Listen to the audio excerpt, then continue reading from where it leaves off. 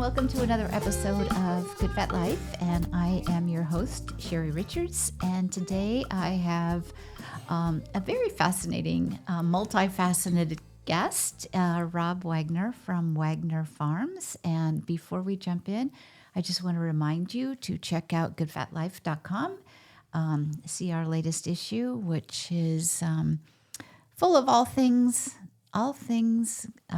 good for creating we like to say, a good vet life. So that said, welcome, Rob. Hi. Thanks, Sherri. Thanks for having me. I'm so excited to have you on many levels, right? So Rob has a farm, Wegener Farms, and it's here in our local area. Mm-hmm. You're in Holly? Is that Fenton. Fenton, yep. Okay. We just went to the laundry yesterday for... I love that place. Yeah, for brunch. And Rob has CSA. So we get a box every week. So excited. Sunday afternoon, show up and get handed a box full of home. I don't want to say homegrown. What we just say, locally grown. Locally, regeneratively, and organically grown. So what's all of the lees. What does regenerative mean? So the whole premise behind the concept of regenerative agriculture is that you leave the land in better shape than when you found it. Okay. That's the idea, and many of us who espouse this way of doing things, we believe that conventional agriculture is a degenerative process. It strips so much out of the land around us and attempts to try and use the space more than the soil to grow by using a lot of synthetic inputs like chemicals and fertilizers and things like this. And we believe if we can build the soil back to what it should be, you don't need those inputs. So lots of things to talk about, right? Mm-hmm. So let's start. So I want to talk about how you got into this world, because it's very different. You've had a big change this year, right? Yeah. And I also want to talk about why we should care about it. Because as we were talking earlier, like my husband was raised in Jersey City. You go to the store to buy anything. Mm-hmm. Like, why would you want to grow it? And so there's multiple things like to talk about, right? Right. So let's start with how did you get to Wegener Farm? Yeah. Okay. So in 2020, my 14-year-old daughter, Madison, passed away from a rare disease. And we were able, thank goodness, to have her celebration of life before the whole world shut down because of COVID. So while the world was shutting down due to COVID, of course, this was very disruptive in the business environment, and my day job didn't look to be either very sustainable. So, and you were in the corporate world. Yes. Right. Yeah. So I'm in financials. Well, I should be careful, past tense, a financial services executive with teams of people across 13 time zones and, big teams and big problems and all of this stuff. And you traveled a lot, didn't you? I did. Yeah, I did. And that included, trips across all 13 of those time zones. So to Singapore and Germany and, all over the place. But anyway, so this of course was a reason for introspection in a lot of ways, both our lifestyle, how much money it took to live the way we were living, but also, to stop and think a little bit about health, spiritual and physical health, in the face of all of that. And kind of finally the thought about what did we want our legacy to be?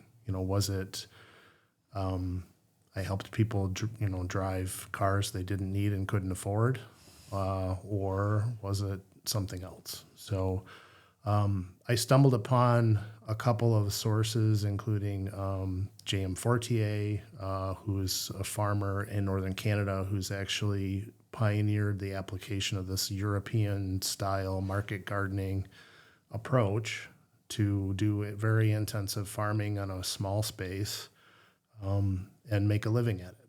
And the numbers, because that's what I am, a finance guy, Right. The numbers actually work. I would encourage anyone listening who's got the bug or might have the bug.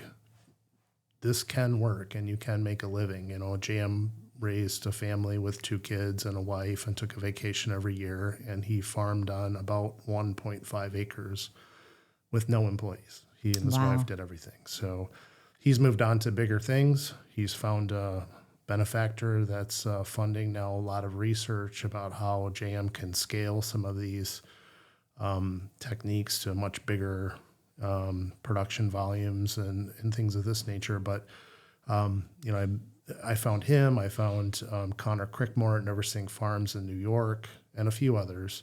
And the interesting thing is this community is still so small that I can now reach out to JM and he'll respond, or I can have a conversation with Connor and learn a lot, from how they did things. So it was really inspiring to see that it could work.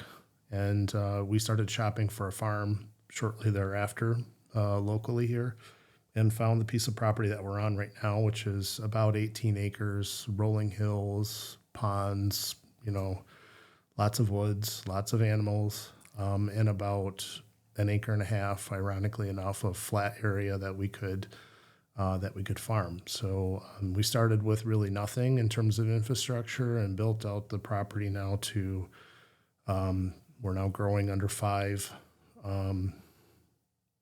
high tunnels of various shapes and sizes, and we are farming about an acre and a half of that flat ground. So. Oh, I had no idea that it was that compact. Yeah. How cool is that? That's a really big life change. Yes. Right? For sure. And for the first 4.5 years, I would say the farm, I did both. So we started in year 1 with 10 CSA customers, friends and family who really couldn't say no. And, it was pretty safe. If we really screwed it up, then, they would still love you. Us. Yeah. They have to love us. They don't have a choice. So in the second year, we went to 50 customers, then to 100. And now we have 120 shares across 156 customers this year. And this is in year 5. So the growth was pretty explosive, really. And I still turn many, many people back every year. Because I think more people are becoming conscious of just what the difference, I should say, of the food that is grown in your community versus the food that's grown across the world or across the country. So let's talk about it. First, I want to say I love it. I cannot wait till Sunday. I just love even thinking about it because it's like food surprise, right? And your emails with the recipes are amazing. But the food surprise, and what I love about it, and my husband's like, oh, we can just go buy it at the store. And you can, right? But it's different. And the other part of it is that getting the box with the items in it forces my brain to go into, what can I do? Versus you get a recipe and you just go do it. I don't know how to, maybe I'm not articulating it well, but it's a different kind of mental stimulation. Right. And it a little bit goes back to the way things have always been in the world, right? People didn't used to have a Meijer to go buy, a bundle of cilantro from. They ate what they had. Right. And they found ways to use what they had, which in a lot of ways for me seems a lot healthier of an arrangement. I love, so for example, I love peaches. I just love them. We don't grow them, but I love them. And you can get a peach at Meijer in November, or you can get a peach in February, right? And they come from all different places all over the world. They taste like... They don't taste like peaches. They don't taste like peaches. And but if you can buy a local case of Michigan peaches, or even some that come from Georgia, but Michigan preferably, right now, they are fantastic. They're just fantastic. And that's the difference, right? You eat what you have. And it puts the season into kind of a magical space, right? So when it's peach season, it's peach season. Right. And it's really a cool thing. And then when it's squash season, it's squash, so it's not like, to me, it just creates a different magic. If you can have it anytime, whenever, but it's not amazingly delicious, it's a different experience, right? Very homogeneous flavors, right? And everything kind of Right. tastes the same. And if you think about it, it hasn't really been all that long. I remember the produce department when I was a kid didn't have some of the things you see in it year round now. It was kind of a big deal when you could get a banana in the wintertime. And that's not, that's changed. So that's been only the last, half a decade, right? Used to be you ate what was in season. And in a lot of ways, I think it's just the way it's always has been meant to be. So what are some of the differences that you find? So flavor is one thing, right? But what about just the composite of the ingredients and the impact on our bodies? Yeah. Because that's one of the big reasons that you eat like this. Right. Yeah, for sure. And I think I don't think it's any secret that conventional farming uses a lot of chemicals. Glyphosate is a cornerstone of how everything is grown. And we're finding out, that it's really, really harmful for us and for the environment. That's only one example. There's lots of chemicals. There are the synthetic fertilizers and things like this that really change not just the sort of flavor of the food, but also the nutritional profile of it. Certainly, if you've ever had a tomato that you bought at Kroger in February and compare it to one of the tomatoes that come out of our farm right now, you'll know that they're night and day. And I believe part of that, the reason for that is that your body knows. We're designed that way, I think.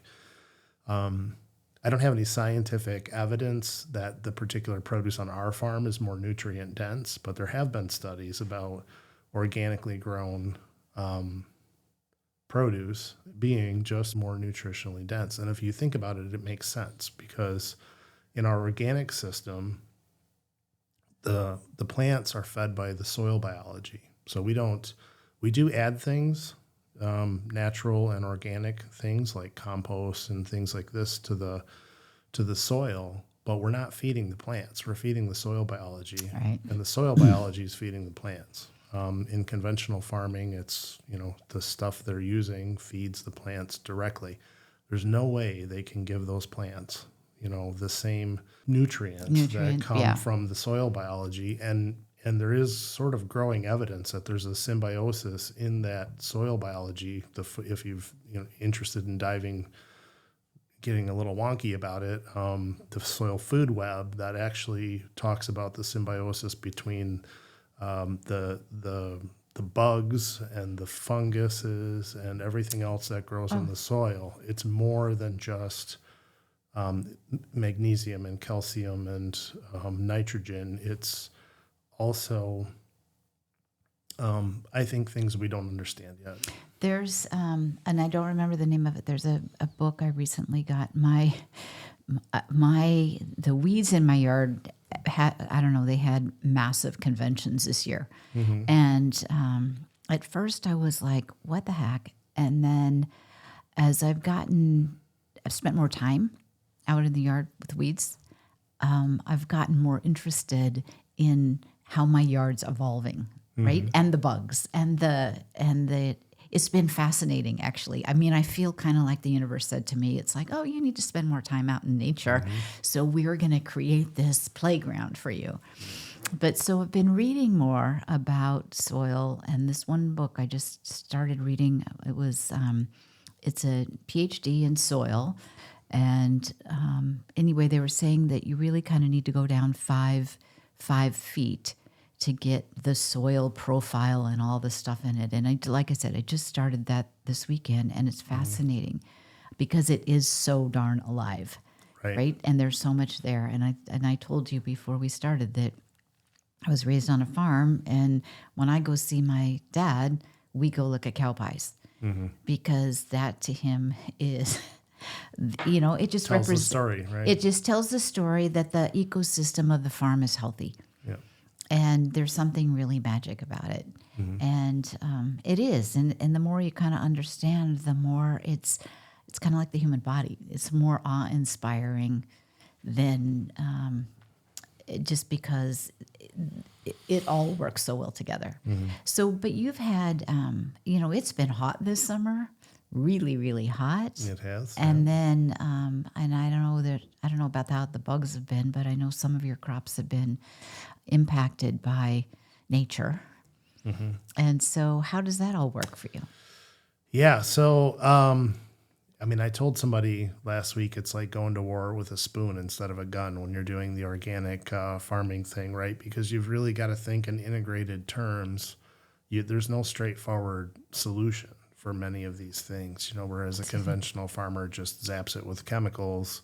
We have to either, in some cases, give up and say this is just not going to work. And, part of the benefit about being a very diversified farm is that when things don't work, some things don't work, other things do.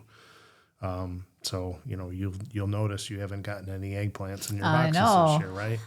So the flea beetles completely destroyed those eggplants this year, and when they were seedlings, and we had to make a decision, like, do we try and do something about those flea beetles or give up on that? And we decided to give up. Are they just attracted to eggplants and nothing else? No, or? they basically eat everything. Oh, okay. Or most everything, I think, but they just really love eggplants for some reason. And when they're small, they can really destroy them. In past years, we've been able to manage it, and we just didn't get there in time this year. That sort of thing happens occasionally, and that's, chalk it up to farmer error or nature or whatever. But so all the way up the sort of, food chain, from a flea beetle to a groundhog to a deer, there is a thought, which is supported by some evidence, that predators and pests and diseases recognize plants when they're stressed. And if the plants are healthy, they can deal with the bugs and the diseases and all of the rest. So if you're, in the case of the eggplants, I know they didn't get enough water. And that, the flea beetles killed them. And the flea beetles also, if you follow this theory, can sense that those plants are weak. And those are the ones they go after. That's fascinating. So we focus a lot on just trying to keep the plants healthy.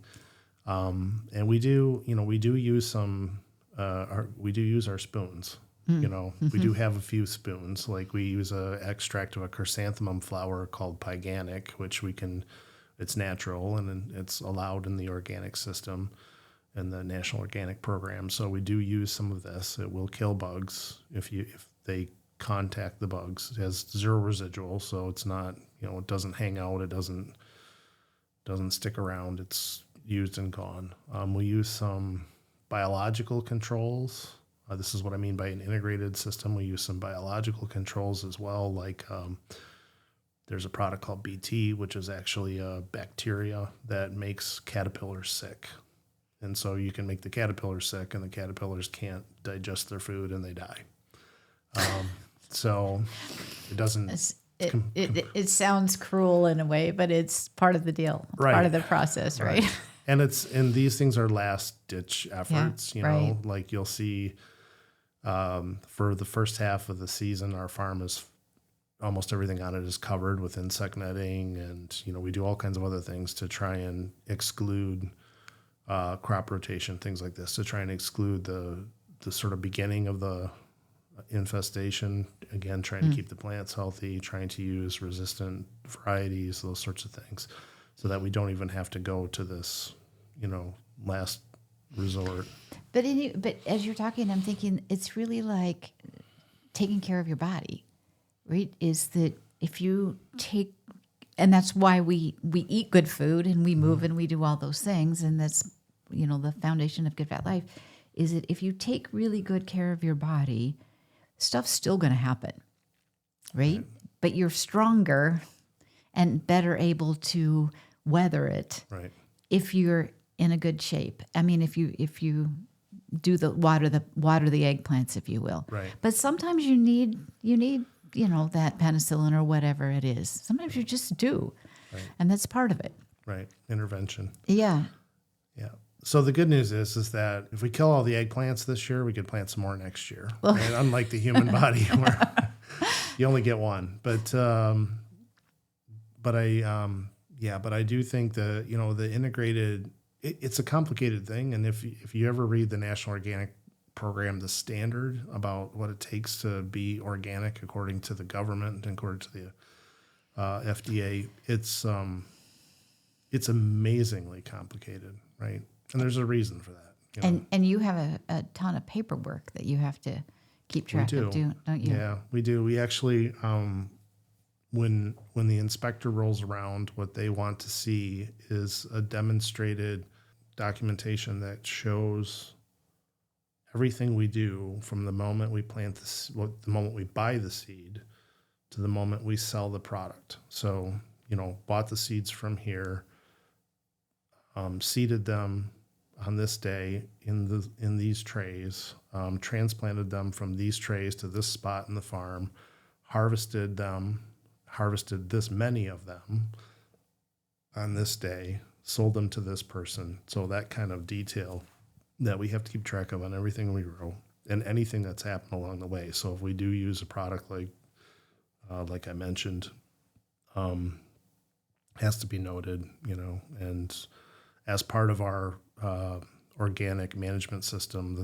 the integrated pest management, including all the covers and things like that, have to be noted.